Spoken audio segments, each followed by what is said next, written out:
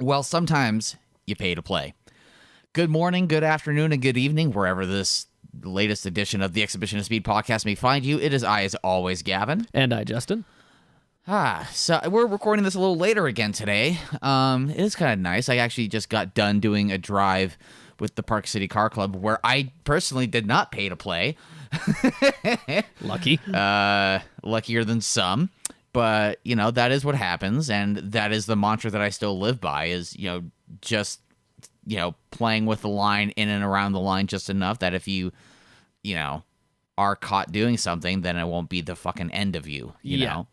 But yeah, I just did a drive with the Park City Car Club, met up in Park City at Hugo Coffee, where we always do cars and coffee, and apparently, for some reason, people forgot that we do cruises. We've done cruises since 2015. I don't know what happened, with COVID or whatever. Yeah. So our cruises are rather smaller. Today was not that case, though. There was... we had, over a dozen people. Okay. It was not the largest that we've done, but it was not the smallest. So, yeah, we had Mandy, who is the other admin and coordinator with the club. She does a lot of stuff with the Everyday Driver guys.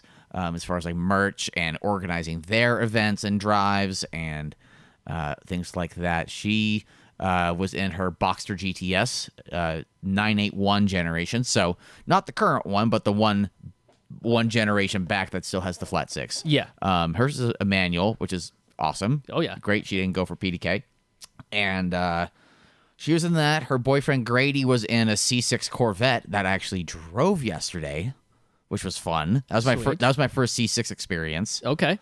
Who else was there today? This guy Jeff, who actually drove up from Florida to have Everyday Driver film his car along with their new GT86 and probably something else. They've been pairing that car up with a bunch of stuff recently. Yeah.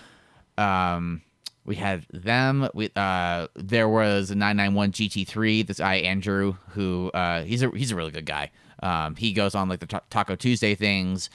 He's gone on our drives before. Really fun guy. There was this dude. Oh, Conan. His name was Conan.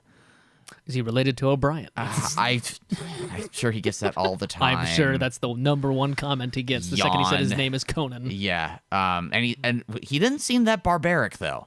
Ha ha. But he has a 1.8 Miata from back in the day that has a little spinny boy on it. Oh, so that was cool. So it makes allegedly around 250 horse. I was gonna say it makes over 200 horse now. Oh yeah. Yeah. Who else was there? I don't know. Some other usual suspects. Yeah. It was a good drive. Through East Canyon, down the backside through Morgan, and got a bunch of Taggarts. I got a sorry, I'm in a food coma a little bit, I'm recovering. Recovering food coma. I'm on the food brain right now. It was a fried chicken and waffle eggs Benedict. So it was fried egg, chicken, waffle, syrup, there's the hot sweet hollandaise sauce. Oh my god, so good. Really just put you to sleep So level food. good. Yeah. I mean, I've been chilling since then, so yeah. Nice. Yeah. How was your Sunday, Justin? It was good. I have just a lot of random shit to get ready for this next week. I have a kind of a big little deal. A big little. I have a big potential opportunity happening on Tuesday. So I just needed to get a lot of stuff prepared for that with chemicals and whatnot. So it's a local company. Here, hang on just a second. It's a local company, a local truck dealership that through a chain of stuff reached out to me to come detail their stuff, but they were asking their stuff and their things. Yes, but cool. they were asking for specific days of the week. So we met up on Friday and talked. Found out that they don't actually have any lot techs or anybody that does anything on their own. They actually hire out all of their detail stuff, but they're a lease return company, so the stuff they get in is only 4 or 5 years old at the most, and is not. Most truck leases are 5 years. Oh, truck leases. Yeah. Oh, sorry. Yeah. So semi trucks. Yeah. Yep. And so the kind of crazy part about it is they hire out all their work and they're looking to fill a lot of their schedule because through COVID, they went down from a lot that's supposed to have 450 trucks on it to 17. I'm sorry. What? Because of the many crises that have happened over the last couple years. One of them, just like the regular car market. I'm sorry, was there like a worldwide pandemic or something that happened? I don't fucking know, but either way, they went down to basically zero stock, effectively negative stock as far as they're concerned, because they would have to like plan which ones they would actually list to sell, so they could actually keep something on the lot to look like they're in business. Jeez. And they're a large, like corporate-owned thing, but anyways, they're starting to pick back up now. And that's good. They are they got in a new manager and stuff, and that's why they're like revamping a lot of different things that have been going on. And my name got passed around through a couple trucking circles and ended up on their desk. Cool. So basically, after I found all this out, and we talked about like what their standards are, how bad the trucks are, where we're trying to get them to, and then we talked about price, I was kind of jaw on floor at how much they were willing to pay. They want them really good, but like... Damn. I'm not going to throw a specific price out, but it was about 40% more than I was expecting them to say. Cool. I mean, that's always a plus. Yes. That's how it was for me with shooting the Shark Fest show. Yes. They basically threw out a number, and I was like, I can do that. Yeah. I was like, okay, and I can guarantee. They gave me a range, and I'm like, I can guarantee I'll be like in the middle of that range always. Like, and they gave you the top. Yes, and they were perfectly fine. That's with awesome. And so, wait, so who pitched that first then? Like, did they give you a number? They pitched it. Well, yeah. So it's not like you gave them a number and they said, "Let's go higher." No, so we checked out the truck and all the other stuff just to get an idea of what they want. Sure. And then they threw out the number. I basically just said, okay, so. Like, let's talk price. Throw me your ballpark, what you guys literally budget for this. Because dealerships will literally budget in an amount that they want to pay to prep a car for sale. Yeah. And they threw out that number, and I was like, I'm not even, we're good. Yeah. We're not going to have any problems here. But the cool thing about it is this. So I told them they basically have a separate company that's handling like Thursdays and Fridays, and they work banker's hours, 7 to 5, Monday through Friday, no weekends, holidays off, et cetera, et cetera. Okay. On top of that, they're like, we have a detail bay. You're like, you are free to use it. Like, please use it. Yeah. Like, you are free to use it. That's kind of the point of it. Yeah. And basically, if you just bring yourself and your own chemicals, that's what you're going to use. Mm-hmm. Thirdly, like the current crew that's there is like doing only one truck a day, and I'm like, I solo could blow that out of the water. And then it just continued to go further and further, where like we just hit it off really well. All three of the individuals I talked to were awesome. They're like, although they are part of a large corporation that turns in these leases, it's just like 5 people that run this one location. So it's not like crazy busy as far as like people is concerned. Yeah. And the more we talked, the more they're like, we want to give you as much business as possible, but I'm like, I'm only a solo person. And so if we're going to schedule a day of the week that I'm just going to end up here regardless, which is what they wanted, I can only do like one day at this point. And so they're perfectly fine with that, to work with me with what I can offer. Cool. And so basically this Tuesday, I'm going in for the first time to do a trial run and see what we both feel comes out of it. If that happens, and if that works as good as we both felt it will, fingers crossed. The reality is, he said, okay, we wanted to fill Monday through Wednesday. If you can find a way to fill that, we would like to give you all of that business. And it's a fairly large number. And if if we did Monday through Wednesday, it would be eclipsing a 5-digit number a month. Wow. Without having to use my truck, well, except for commuting, but like my truck, my generator, my water, etc. I'm using all their shit and just my chemicals and me. That's epic. So we're majorly crossing my fingers. So I spent a portion of the morning like making sure shit is ready for that. Sure. And getting chemicals, making sure I'm all stocked up, and awesome. Yeah, very awesome. And it was even mentioned on the slide that like if we did expand to like a Monday through Wednesday and I got somebody to like help do that, it's like a part-time employee doing that, and that went well, that they wouldn't mind giving all of the business and pushing the other company out. Because they said they do a good job and they really don't have any major problems with them. But if there was a way, they don't want any more than just Thursday and Friday, and they don't seem to want to expand. So, but they're you're hungry. They're basically like, if you can find a way to make this work for us, we're more than happy to just chuck everything your way. That's epic. So like, major fingers crossed moment. That's basically what my Sunday morning has been just a ton of preparation for the upcoming week. And super excited, because this could really dig me out of the hole. Because like in reference to my whole dear listeners. Sorry, that sounded really off, but basically what I'm referring to when I say that is as an individual that started up a business to be self-employed, very rarely is it a perfect scenario. And in my case, it wasn't. Like, very rarely is it. So there is like startup debt and stuff that's accrued. And now that I'm 3 years in and the business is doing good, now it's time to start shoveling stuff back into that hole of debt to pay it off. Yeah. So I've been trying for months now to kind of look for what's the best way to do that. And this might just finally be it. Yeah. Fingers crossed. Fingers crossed. But yeah, so that's been... Cross my fingers, my toes, my dick for you. Yeah, geez, you just tie it in a knot. Adding a new meaning to tying the knot. No. Wow. That's funny. I'm here to make you uncomfortable. It's whatever. But no, that's really the main thing this upcoming week is just like, holy shit, if I can make this work out, even if I'm just doing 1 day a week and work and move up as we go along, it will boost my bottom line by quite a bit. That's awesome. Yeah. So we'll see. Attaboy. Well, let's hear about your C6 experience. Oh yeah, so I drove a C6. I need to okay, so my buddy Grady has a black on black, just normal ass 5-spoke. This is not a show car. This is definitely a car to take to the track, to drive on canyons and just beat on. I actually don't even know what year of C6 it is, because it's not a Grand Sport. It is just a base. So this is the owner of this car. He had a C6 Z06, which was at that time for him in his life too much car. Okay. He had a Miata that was about to be boosted or was boosted and got into a wreck, I want to say. I don't know. I might have that totally wrong. But just before I met him, he got this C6 that we have now.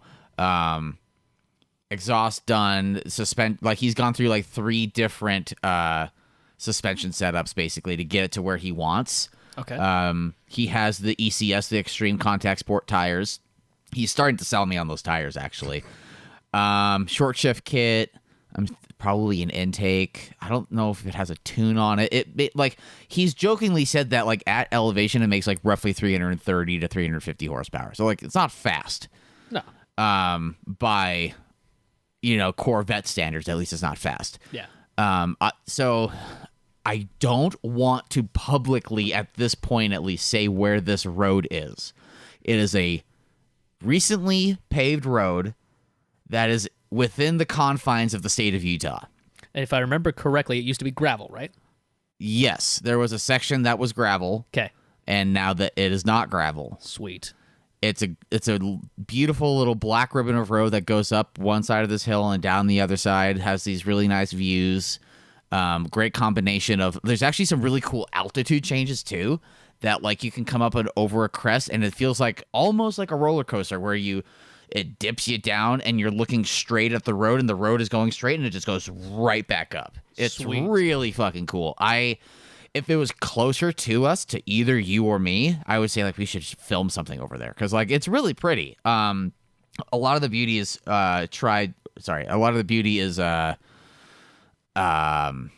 not as easy to capture on camera. It's not like filming in Moab or filming even in a place like East Canyon that has a very distinct and clear ridge line to it. Yeah. It's just really beautiful high alpine Utah. Okay. Yeah. Yeah.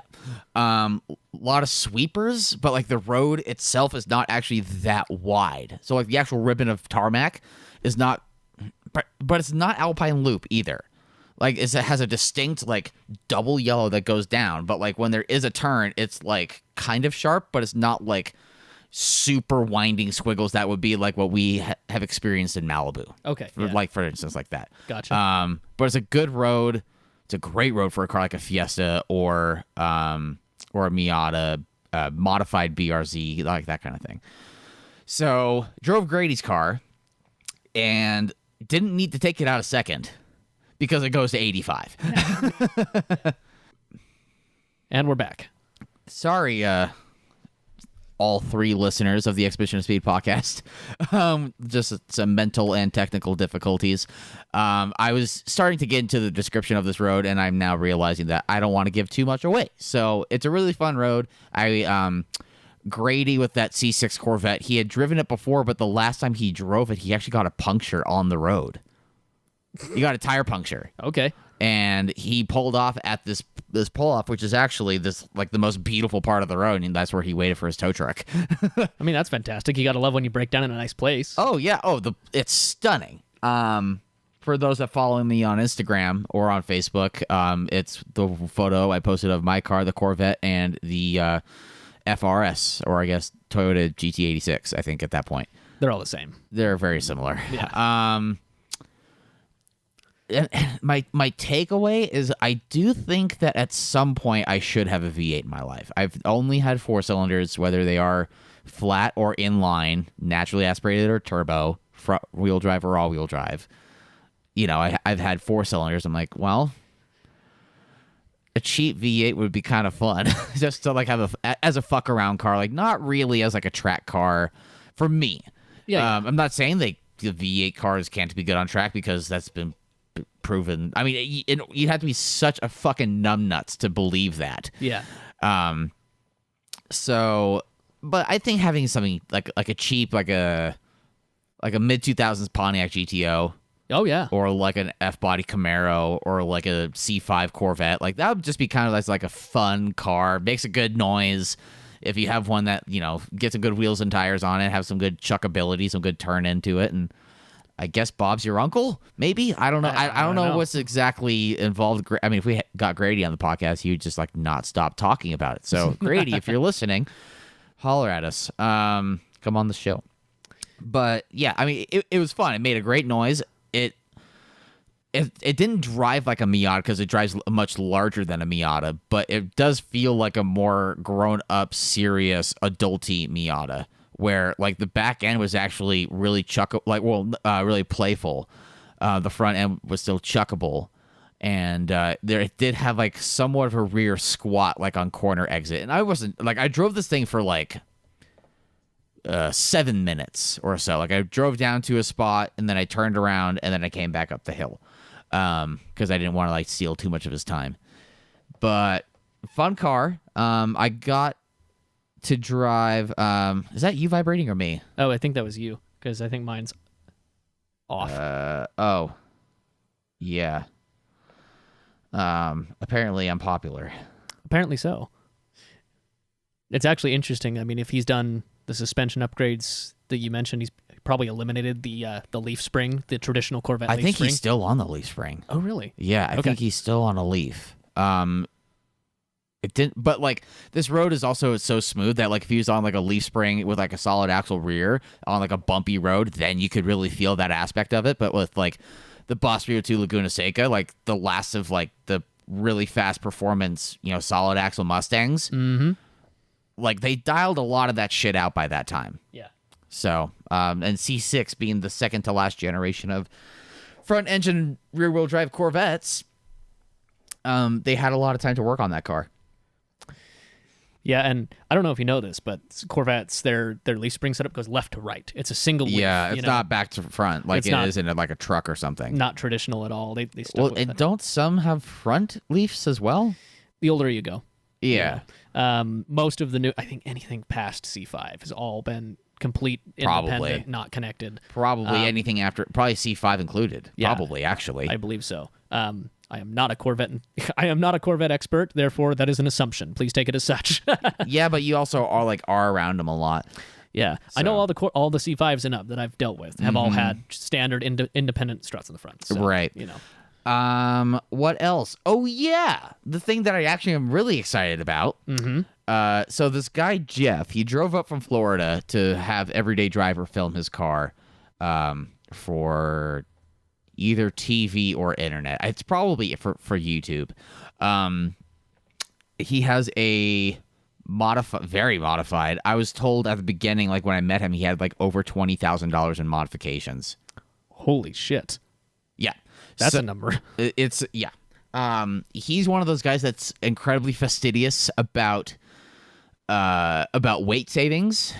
Okay. Like this car has a carbon fiber drive shaft, like lightened flywheel, lightened wheels and tires, 2-piece rotors, so technically heavier brakes, but like they dissipate heat way better. Yeah. Intake, exhaust, some canards, doesn't have like a wing on it. Yeah, but it's like really solid wheels and tires. And he said he's like dropped the trans before. And oh yeah, this thing has like 180,000 miles on it. Okay. It looks better than some 50,000 mile cars. Goes to show you can use it and not abuse it. You really can. He lives, I didn't catch where in Florida, but he drove out here in like a couple days and like has spent time, like he's gone out to the Salt Flats. He's gone through Moab and Zion. He's been here for a minute. He's actually like leaving this next week. And like wants to go through like the Tetons and stuff, like, and take the scenic route back, because he didn't take the scenic route on the way out here. So, but from what I was told, it's when it's at sea level and on a good ethanol tune, it's putting down like 230, 240 to the wheels, which is, it's a lot of work for that little power. Yeah. Okay, well, but to the wheels, it makes like 170 or so. So. Yeah, I mean, that's a lot of work and a lot of money for... It is. And I don't know what else is involved. Probably that's going to come out in the review when the boys, film it. Or it's been filmed, but when they publish that video. So I'll be interested to see how that goes. But it's been like... So the last 86 chassis I drove was with Andrew Casey's in 2017. And I really drove it for like... 5 minutes, 10 minutes. I actually really didn't put much time in that. Gotcha. When we were in California. And the last one before that was like 2015. So it's been like a really long time since I've had any genuine experience with the 86 chassis. And I've been thinking about it as like, what's going to happen after the Fiesta? Or like, do I pay the Fiesta off and like get something fun as, a cheap rear-wheel drive, lightweight, chuckable, engaging car? Yeah, like Miata comes to mind, and I've talked about Miatas a lot, not necessarily on the podcast, but just in general. And it's been a while since I've driven one of these, and holy shit, does not feel like a Subaru product. Really doesn't. He actually has equal length headers, so it doesn't give you the Subi rumble. It's just it feels like its own thing. It feels like a Toyota product, which is really interesting. What happens when you just go that direction instead of like what a lot of other people do? Well, kind of. I mean, if you think about it, it kind of is, because although the engine is obviously Subaru based, everything else is Toyota. Yeah, most of the rest of it, like, although the engine itself is Subaru based, if you think about it, the gearbox is not, because it's not a typical Subaru all-wheel drive setup or anything like that. I don't know if the transmission is actually from Subaru or Toyota. Exactly. So that's definitely different. The whole rear end's different. Like, well, I don't know it might not be different. Yeah, I don't know. Well, I know it is, because if you look at it, there's no spots for front drive shafts or anything. So it's clearly different, because in Subaru they're it's built different in. from what they've built, but that doesn't mean it doesn't mean that it couldn't have been a Subaru design. It very well could have. It's just a very modified. I just one don't at that. know. Yeah. And the rest of the car was so co-developed between the two that although a lot of it is Toyota, a lot of it's there's probably a lot of mixed bags in there. Basically. There's a lot of mixture in there, but this end product, made me. It's funny because yesterday I drove these two cars back to back along with my car, and the takeaway was from the Corvette was like, "Oh, that was fun." Yeah. Anyways, and when I got out of the 86 and into my car, I was like, "Oh, my car is so sloppy." As far as like steering and brakes and shift, like the shifter throw, was just like in a truck, just like heave. Yeah. Whereas in that 86, it was just like a small flick of the wrist, and it was like next gear. So, and like the gearing was a lot shorter. This car with the equal length headers, the tune. Oh, it's running on corn. Okay. And exhaust and the tune and like all that stuff. It doesn't have any torque dive. It's gone. Like it's just a solid. Take a ruler and just put it at a 45-degree angle, and it's just a line. It's just one line, and it felt great. And I was like, oh man, like do I? Okay, because my thought was to pay off the Fiesta for a certain point and then ditch it for a dual clutch and upgraded seat Veloster N, because I could still have a better version of my car. It's the R35 GTR of hatchbacks, in my opinion, especially if you get it with the dual clutch. You're going to have an odd amount of doors, but it's still like practical. Oh, yeah. And small and easily parkable and comfortable. And that car really has like two brains. It really can do the fast stuff, the fast, hard, or fast-paced, intense, fun driving. Yeah. And then it can really, like, that car can settle down. Yeah, it really does know how to settle down. It's synthetic, but it knows how to do it.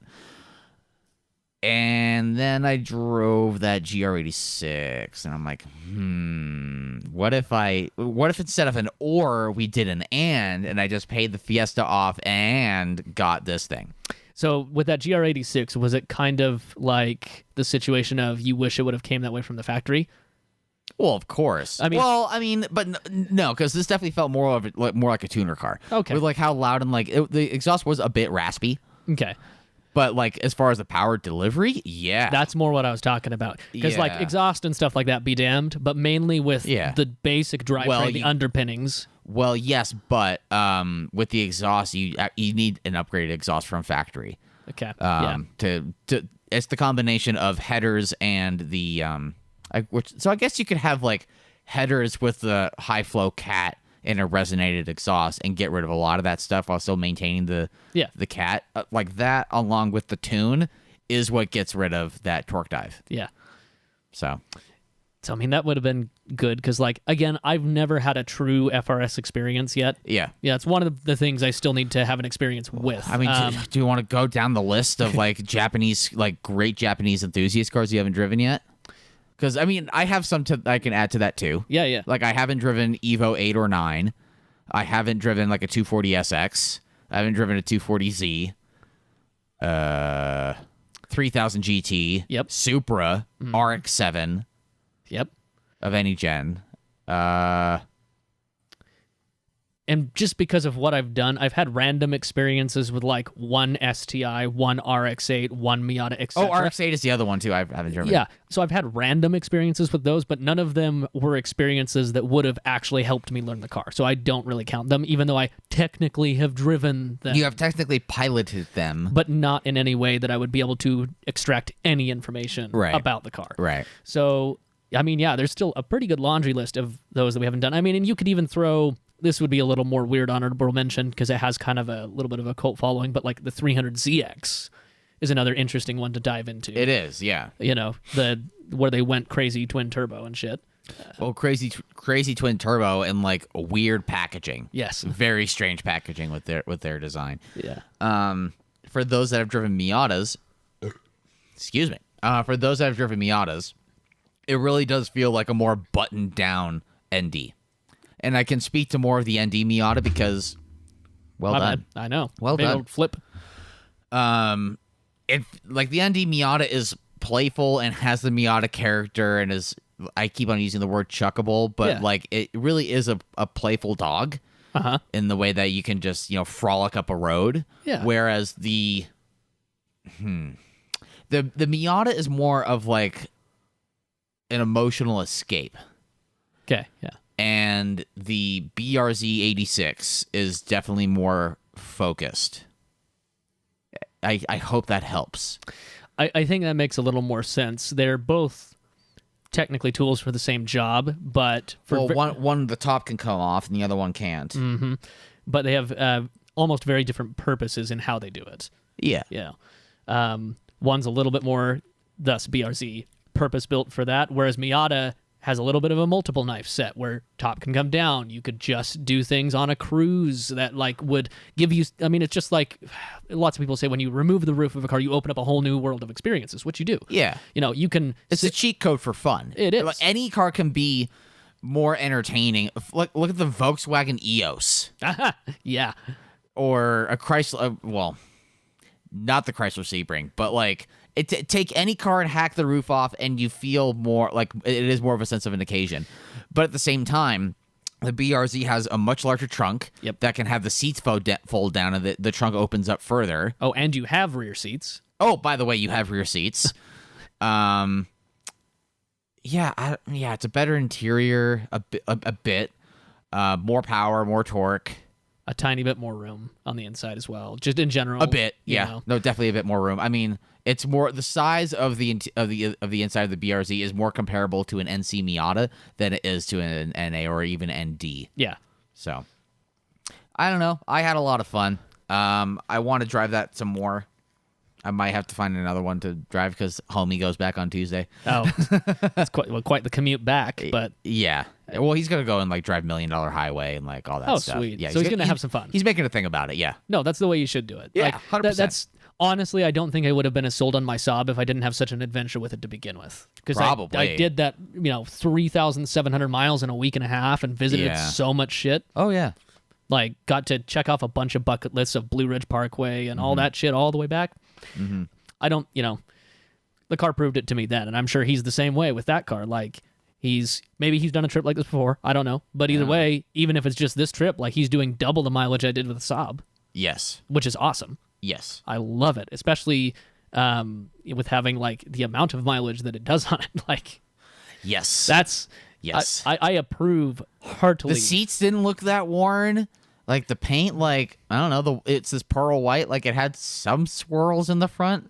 The only thing that really would give it away, and that's, like, if you, like, looked, is, like, there are some corners of, like, the front bumper and of the rear bumper that, like, sagged a little bit. Gotcha, yeah. So if you, like, gave it, like, I don't know, some elbow grease of body work, then, like, I don't know, it would look fine. It would look like a 30,000 mile or a 70,000 mile example instead of a 170,000 mile example. It looked great. So, hats off to you, Jeff. 86.sleeper on Instagram is JF.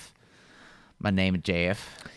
See, and this is making me just hopeful. Between the thing I mentioned earlier of hopefully getting these jobs that I'm going for and earning more money. Are you going to buy a BRZ? Oh, no.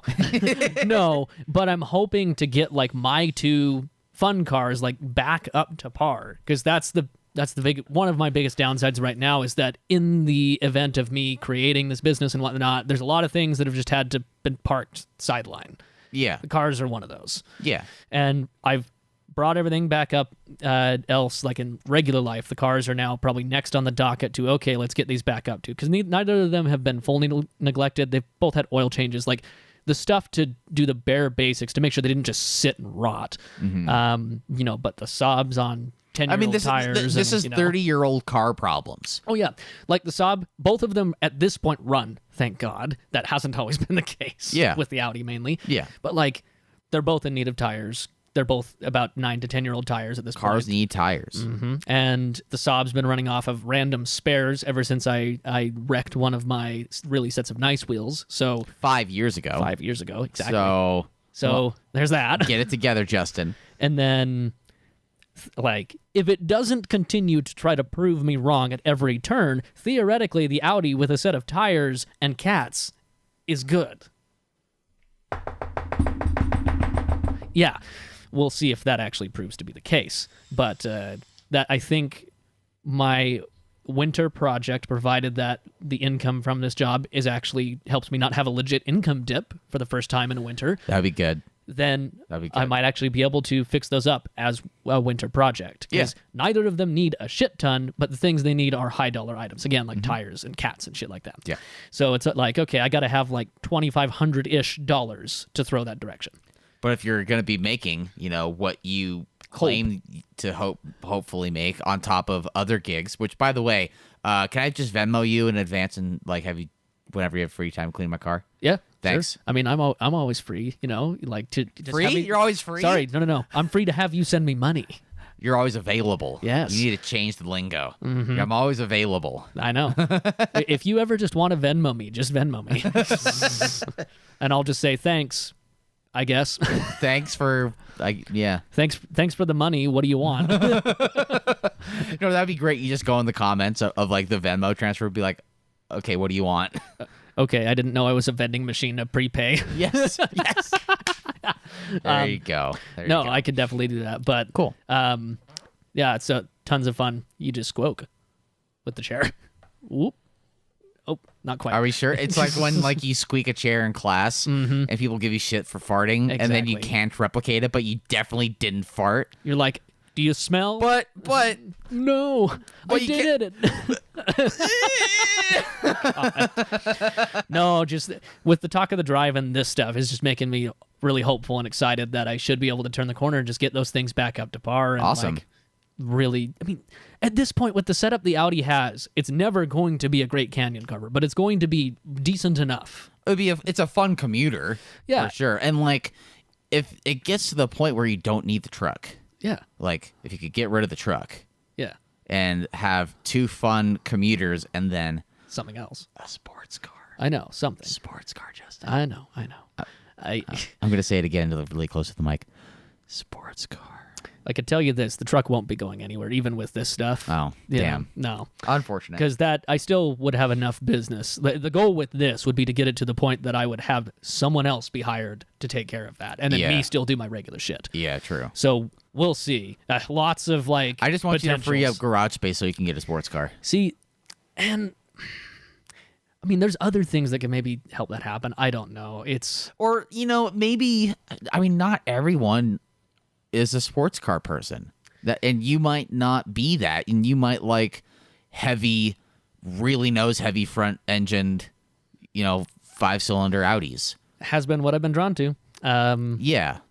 I'm not giving you a pass, by the way. This is not me giving you a pass. Oh, I know that. No, I most definitely have enjoyed sports car experiences, but I'm too pragmatic for that, I think. Unless But you have a lot of pragmatic, like, it doesn't make a lot of sense, in my opinion, to try to to think you're checking off boxes of a bunch of, like, pragmatic cars that are trying to be sports cars but aren't sports cars. You know what I mean? And I think the bridge to get there, to, like, get over that hump for me, is to have enough small expendable income, because it doesn't even have to be stupid expensive, and garage space to be like, okay, I can, for sure. That's why I'm saying self-truck. yeah. No, I don't think the truck will be going anywhere. Even it's too useful of an item. Yeah. It does what it's supposed to do too well. But eventually. But eventually, maybe. It'll just depend on what all happens. Sure. Fuck it. Maybe I'll sell it and get a Rivian. There we go. Get something that'll go 0 to 60 in 7 seconds with a 12,000-pound trailer. Probably quicker than that with a 12,000-pound. No, I actually read the Motor Trend. Is it article. 7? Mm-hmm. Interesting. 7 seconds with a 12,000-pound load. That's pretty good. And it actually only cut the range in half. It didn't cut it more than half, which is actually not bad, all things considered. With how batteries and electrics work, it's different than gas. As far but as when consumption. you're towing things, you're generally going some pretty far distances. That's what sucks. Yeah, because is it a 300-mile range normally? Mm-hmm. So it cuts. They got 155. Yeah. Okay. So just over half. Yeah. Not bad, but it's still far cry from what you can do with a fuel vehicle. Right. Which is the bridge we're still trying to bridge. The gap we're still trying to cover. There we go. Well, what else is going on? Well, actually, there was a fun thing that I was going to start talking about. It's not completely car related, but like there are ways that like this can be related into the hobby. It's actually this over here. I saw your other radio. Okay, so this is kind of fun. So what I'm holding right here, dear listeners, is a Baofeng UV5R. That's just a model. Anyways, it's a ham radio, is what it is. Okay. So with one of our mutual car friends, Dave Raleigh, me and him started talking a lot recently about these just for the shit of it, because it's really kind of cool. You can buy this like specific model for next to nothing, $22. Okay. And although you can't legally transmit, because you do have to have a license to legally transmit, you can listen to a bunch of shit. Sure. And it's kind of crazy what you can find. Like, turn this on and just set it to scan mode, and like last night, like I found several different Morse code operations going on. Wow. 2 probably pirate radio stations going on, because they were running on frequencies that I'm like, yeah, that's not a normal radio station frequency. What were they doing on it? One was talking about like, so one was doing sports. Okay. Another one was doing like pioneer history, because Mormon, area, I guess. That's okay. Totally random. It's really weird. But then I finally got across to a bunch of people like bouncing shit off repeaters and talking. Because you can, although this can only do like 10, 20 miles line of sight. Sure. You can go and bounce shit off repeaters and get way farther. Like states across, potentially. But the one thing I found that's really cool with shit like this, that I actually think would be really awesome to try. You can completely legally, and as long as your planning is correct, contact the International Space Station. So every Excuse me? no, so this is what I found out just by randomly digging. Every astronaut on the International Space Station is a certified ham radio operator because that's their backup in case more broad communications fail. Okay. Because these things, since it's literally just line of sight, can transmit that far, potentially line of sight, as the atmosphere does reflect signals. There's nothing in between us. So what's cool is I found out it's actually kind of like a badge of honor as like somebody who can be a licensed operator to contact the space station, and they'll shout you back. Sure. I mean, that's awesome. That's pretty cool. But where this all started was on one of my truck gigs about a year ago, like someone had dumped a bunch of ham radio equipment in a box next to the dumpster, and nobody claimed it, nobody wanted it. So I took it home, and it's been sitting for a while, and so I started messing around with it. Okay. Got like the power supply working in a couple things, but basically between me and Dave talking, we're like, we should just dick around with this, see if we can make it work, and then like both get our licenses, because it costs nothing. It only costs $15 to get a license. Oh, hell yeah. It's next to nothing, and it's only a 35-question test. Nice. So like we could do that, and then from sitting here in my house up north in Davis County, I could bounce this off the same repeater and get down to Dave in West Valley. That's awesome. And super clear too. Yeah. Just a fun little like side hobby that I picked up, because especially if you pick up one of these radios, they're $22. You're not even. I mean, is this something that we should do for our show? We could, if we both wanted to become licensed operators. Would that help us, with on shoot days? It very well could, because that's where I was going with this, is that if we both became licensed operators, yeah, there's a couple little things you'd have to get around, which is just mainly, these will only have a little more range than the standard walkie-talkies we use, because these are 5 watt versus those standard walkie-talkies are 2 watt, just as far as power output to the antenna. Sure, yeah, because, so I was in my Fiesta with the windows down, but like it's not that windy in my car, in the sunroof open, and Mandy was in her Boxster, not that far behind me. Yeah, and I was losing her pretty quick, and she had a comparable radio to actually what we have. Yeah, so because those ones technically, both regular walkie-talkies and this are both technically line of sight, but when you have more power going to it, theoretically, you'll overpower that a little bit more. Sure. And there are certain frequency bandwidths you can use that are better at like traveling through mountains and shit. Yeah. So theoretically, it is something we could do. The only real hurdle we'd have to get over is that part of the law and regulation is that when you are trying to transmit, you have to announce yourself. You'll have a code sign like Uniform Bravo 5 Sierra Nevada. Okay, yeah. That's one thing, is that technically you're supposed to do that. Nobody's truly policing it, but like if somebody else happens to be on the same frequency and they don't hear you, they just hear you calling each other names. Exactly. People can get frustrated because like there are sections of that band that's carved out for different things. Sure. And so the bandwidth that's carved out for like amateur radio is fairly small. So it can get a little But I could busy. also see it easily growing too. Like hobbies across the board are just growing and becoming more populated by more people. And this is one hobby that's had a downturn in the past, 20 years, because fucking cell phones. Like, yeah, but I'm talking about over the past 5 years. Like different hobbies have just gotten discovered by people. Yeah, and so I could see that in the next few years even just growing more. And this radio right here, this specific one, is the reason why that. This is like the enthusiasts' hated thing, because it's brought so many people into the hobby, because they nicer equipment that broadcasts much better, et cetera, et cetera. Yep. So like this little radio is the hated thing, but also at the same time, this, which came out about 6 years ago, is what brought so many other people like me just dicking around into the hobby and listening. So like this very well could be an answer to that, because for instance, if we went on a shoot somewhere, all I'd have to do is literally pull up a website and look up, okay, what repeaters are near there? Because then at that point, we wouldn't be relying on this little antenna getting us line of sight. We'd be bouncing off a repeater to each other, and we could be dozens of miles away. Sure. We wouldn't be, but we could be. We could be if we really wanted to. And there's more repeaters than you might think. But at the same time, that's not...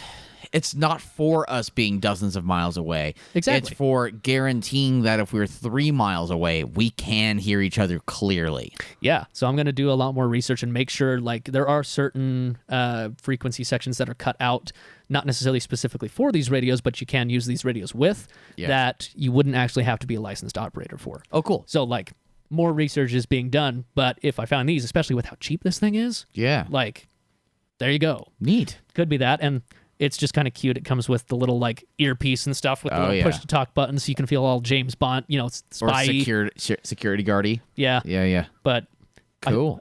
So, yeah, that was one thing I started doing. We'll see how that goes, because I do think it would be funny to get the shit that I have working, especially since I paid nothing for it. Yeah. And be able to, like, contact fucking Poland. Because that's one thing people can do is they'll string repeaters together and do what's called DX searching and get all the way over across the pond. Yeah. Pretty cool. Like, that was pretty really neat. cool shit, especially since it's not reliant on anything other than your equipment. You know, you don't have to worry about a cell tower going down or anything. Right. Which, granted, naturally, most of the reason why people use this shit is, like, either preparedness, prepper type of stuff. Yeah, yeah. You know, or things End of like the that. world. Exactly. That's literally not the reason I'm doing it. No. But you're doing it for shits and giggles. that's a side benefit for sure. But, like, the first way that I actually heard about this stuff, as a final note, was, like, my storage unit landlord, he did radio for 40 years as his living. Yeah. And he actually had a plane that he would fly around and service these repeaters. Cool. And so he was the first one that showed me, like, his setup where at his home, starting 30, 40 years ago, had a setup there, set up at his cabin. Each one of his kids has a setup with, like, an actual base station at their house. Wow. So they had 25, 30 years ago a setup where they could just call each other at any given time like we do with cell phones. That's cool. Pretty badass. Yeah. You know? Yeah. Pretty crazy technology for back in the late 70s, early 80s. Oh, yeah. So, anyways, that's Justin's hobby of the week. They change every week. But luckily, this one, the entry point is cheap. And especially when I got the shit for free, it's even cheaper. Oh, yeah. Because just like any hobby, you can spend thousands. Yeah. Yeah. It's me recently with film photography. I just finished my last roll yesterday, actually. Oh, nice. Yeah, some Portrait 800. I can't remember when I put it in and what else is on the roll. So we're gonna see. You're just gonna fuck around and find out. Yeah, but I'm really glad I've gotten to the point with being able to rely on a good camera, because in the past it's like the shutter timing and alignment on my really older film camera. Yeah. You know, it like the timing of the shutter doors opening and closing like is not right. When you really speed it up, you have to really slow down the shutter speed to actually get like a full frame. Yeah. Otherwise, like, it'll basically be cropped, which is like not great. So, and it's also like not predictable of how cropped it's gonna be. So it's not like you can even do anything really that artsy with it. Yeah. So with the newer, old, film camera, it works. It's mechanically great. And I was in the past a fucking dingleberry about how to load and also unload film, and I've ruined some rolls, and I've not quite put some in, and things came out blank, and it was really frustrating. And so now I've learned exactly how to do it and what to not do. Yeah. And so, yeah, I'm excited for like the new shit that I am gonna be coming out with, and I have a roll of film that it produces. The chemicals on the film produce a red, what's called a halation. So if like the lights that are above us right now were actually behind you, Gotcha. like as like kind of an artsy like a backlight thing, these individual lights would give off their normal color. Granted, the film is really cold, but they would give off their light, but around their light source would be like a red. Halation is the word. An aberration. It's kind of like chromatic aberration, but a different color.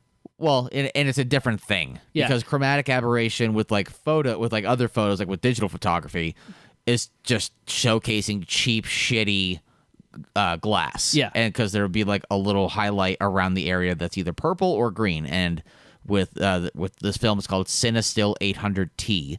T stands for tungsten because it's a really cold film. You have to really warm the fuck out of it. Okay. Or yeah, you do. I mean, you can do that through a filter on the lens. You can do it through post-production process as well. There's a lot of ways you can do that. But 800 is the ISO, or what's actually called ASA in the film world, but it acts as ISO. Yeah, it's the film sensitivity. It's that, and Cinestill is a company, but like they produce like super cinematic looking. Some people have called it the movie film for photography. Okay. Like it's that look to it, which it looks awesome. So I have a roll of that, and I want to use it on something soon. So sweet. Hopefully we'll get something going here. I mean, I've seen some of your stuff that like you've ended up copying and throwing online to show it. Your film, I mean, film shit's really cool. Like, I think it's one of those things where we end up, moving beyond a technology, and then, that becomes dated, but then it always comes circling back around. Think of vinyl. Think of it always swings the other way. Yeah, it's leather goods. It's vinyl. Records. Tapes are coming back too. Yep. Like cassettes and stuff. I mean, there is a culture that you've delved into about like early 2000s gaming and TVs and like that kind of stuff. It all swings back the opposite way because like, well, and with cars too. You know, I mean, look at the new the Koenigsegg that came out with like the 9-speed auto that's also a manual. Yes.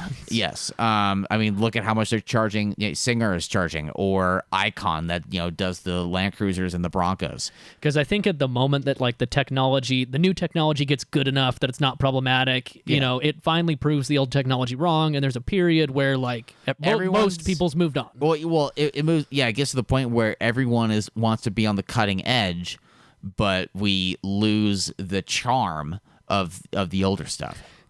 Charm and sometimes even features. Sometimes there's things that like, will go by the wayside that at the time when we move over, like are kind of just glossed over.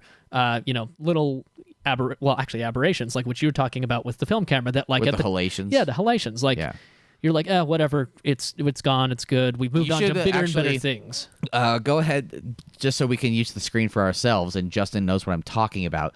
Look up Cinestill 800T. And then go into just Google Images. And images.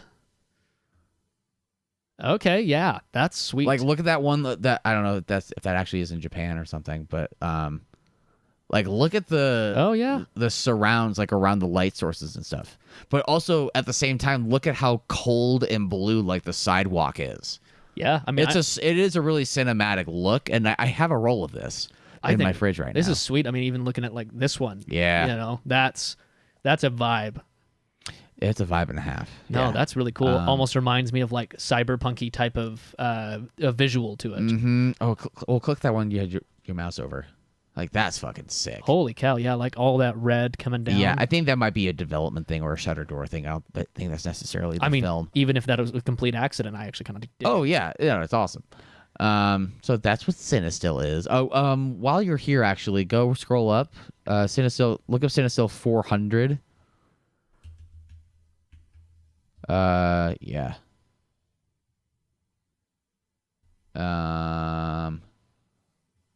Yeah, it's 400D. 400D. Okay. Yeah. Oh, what? The Cinestill. The Cinestill 400. Our computer just did a computer thing and shot the D that I was trying to type all the way to the beginning of the word. There we go.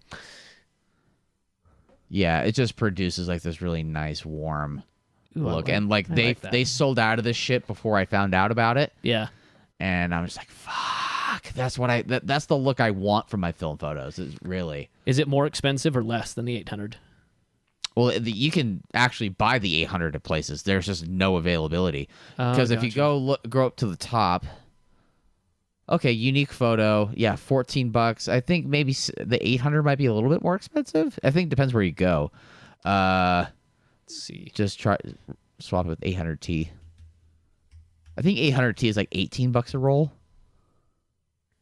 Oh, no, it's the same price. That's still 400. But you can still buy that from Cinestill's website. Yeah. So now you just got to go like pursue the black market. Or not the black market. The black market of... I meant the gray market. The black market of film stock. It feels that way sometimes. Oh, man.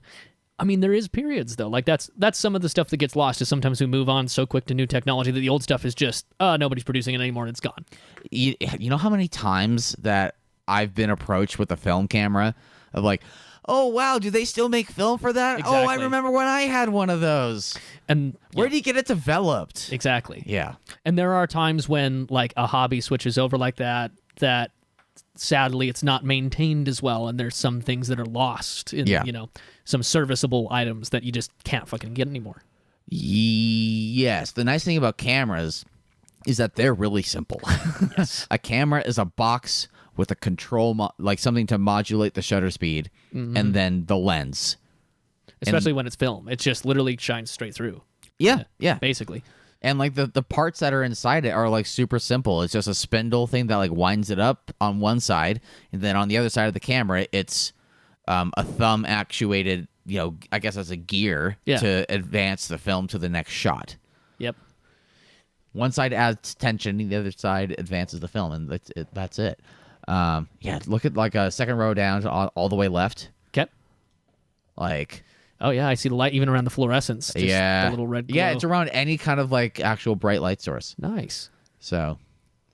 That's really cool. Like, it totally changes the vibe because theoretically, I mean, it's just like, it's almost like the argument of manual versus DSG, where like theoretically the DSG is always better in a way on measurable measures. Technically perfect. But you can't measure that. No. That's all a feeling. That's a vibe. That's like, you can't mathematically quantify that, really. Right. And you can try to like digitize it. You could Photoshop that possibly, but it would be difficult too. There's actually, it's kind of probably like a final thing as an example of that. There's a local music studio down in Salt Lake that is used by one of my favorite bands, Periphery. That is where you've heard Periphery records here? That's where I'm getting to.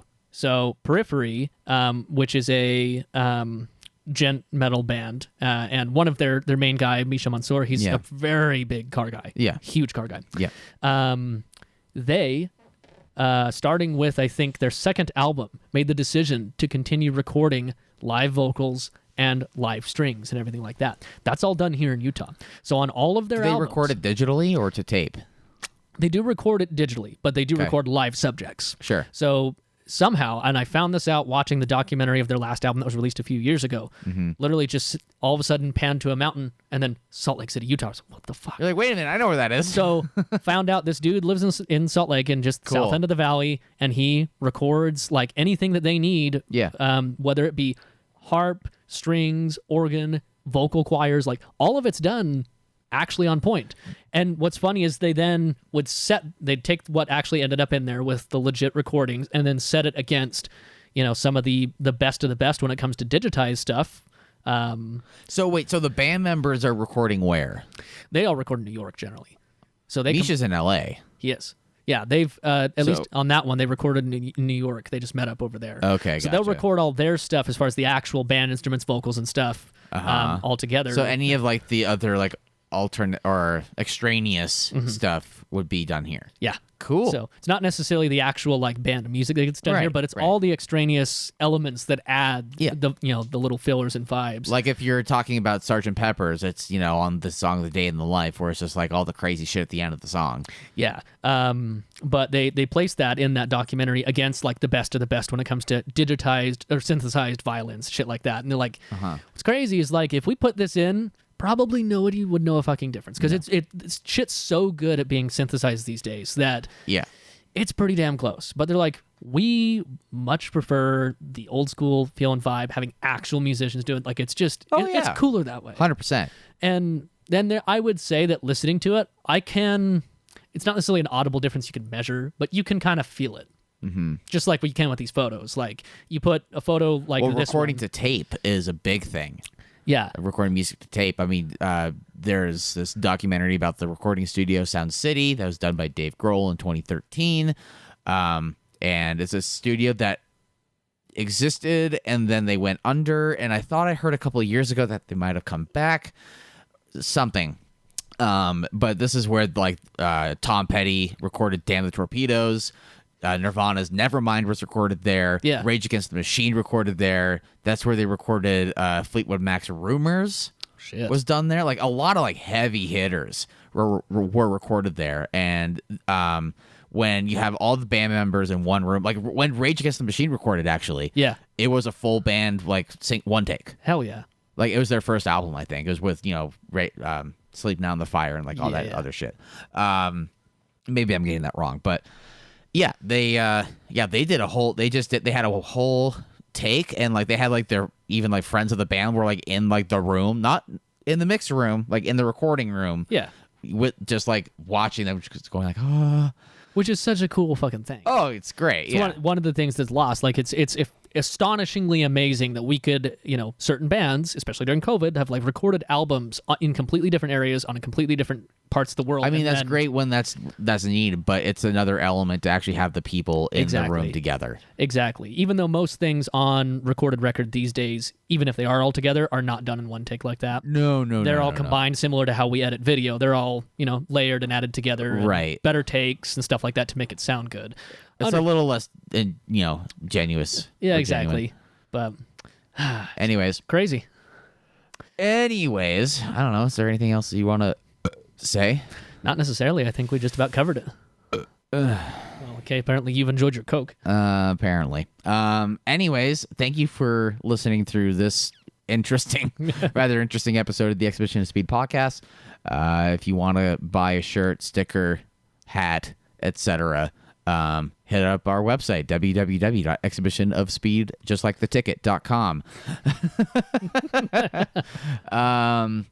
we launched an NSX video that not a lot of people watched. Yes. We put a lot of effort into it. So if you are listening to this and haven't checked it out, you don't even need to have all 90 minutes. Just go check out the first chapter. Come back to it. Justin went through the trouble of labeling chapters for you. Yes. So go ahead and check that out. Now that that's done, I got to get my C8 Corvette review done and out there. There are some other things I want to drive before the season ends. Some things, most things will probably be on video, but the actual Gavin and Justin videos, we have a couple of ideas that we are working through, and that's what our meeting today is for. So we'll see you all later, I think. Until next time, Words is Tough. My name has been Gavin. And my name's Justin. And this has been the Exhibition of Speed podcast. Goodbye. Bye.